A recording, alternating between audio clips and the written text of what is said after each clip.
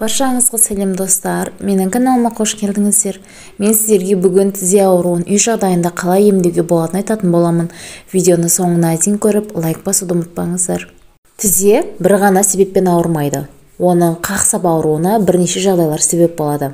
Атап айтқанда, жарақат алғанда, тізенің буыны шығып кеткенде, тізе буынындағы ішкі және сыртқы шеміршек ажырағанда, сіңір зақымдалғанда, тұз байлану кезінде, артроз бен артрит кезінде тізе буыны қақсап ауырады.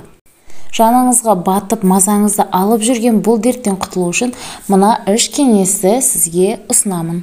Бірінші кеңес халықтық тәсілмен емдеуге болады. Ол үшін сізге керегі 3 ас қасық мейіз, 4 ас қасық желатин, 2 ас қасық асқабақ дәні және де 200 мл бал, 4 ас қасық күнжіт, 8 ас қасық зығыр дәні қажет болады. Дайындалу тәсілі. Алдымен барлық дәндерді бір ыдысқа салып алыңыз. Оны блендердің көмегімен ұсақтаңыз. Дайын болған ұнтақтың үстіне мейіз, желатин, күнжіт және балды қосып жақсылап араластырыңыз.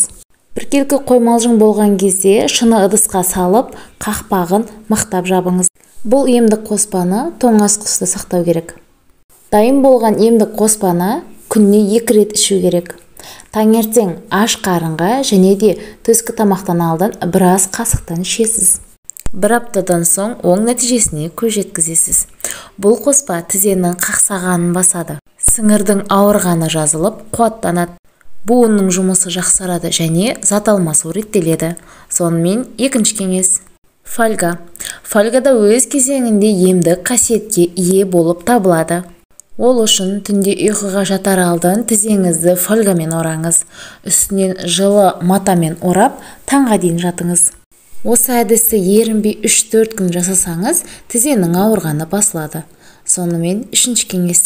Егер тізеңіздің айналасы ісініп ауыра бастаса, сарымсақ майының көмегіне жүгініңіз. Ол үшін 300-400 грамм сарымсақты майдалап, турап, блендермен ұсақтаңыз. Үгіндіні 1 литрлік шыны банкіге салып, үстіне өсімдік майын құйыңыз. Ыдысты күн тимейтін жерге қойып, күніне 1-2 рет қозғап тұрыңыз.